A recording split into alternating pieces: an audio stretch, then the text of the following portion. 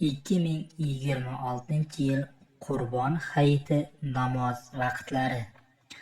Assalomu alaykum aziz dindoshlar. Kirib kelayotgan Qurbon hayiti barchangizga muborak bo'lsin.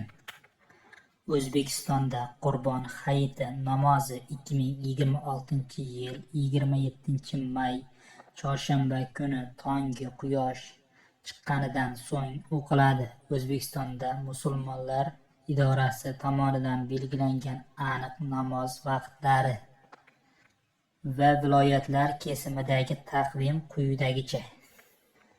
Toshkent shahri, Toshkent viloyati 05:10 da o'qiladi.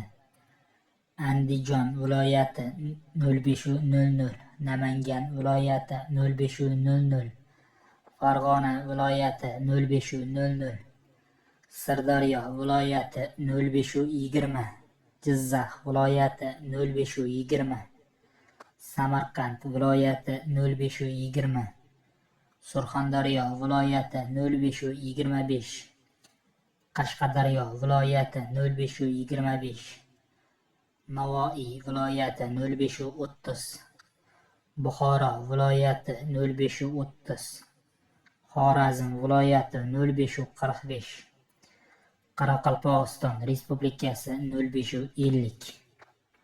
Hududlardagi aniq vaqtlar va masjidlardagi o'zgarishlar bo'yicha qo'shimcha ma'lumotlarni O'zbekiston Respublikasi Prezidentining rasmiy sayti yoki Gazeta.uz sahifalaridan kuzatib borishingiz mumkin.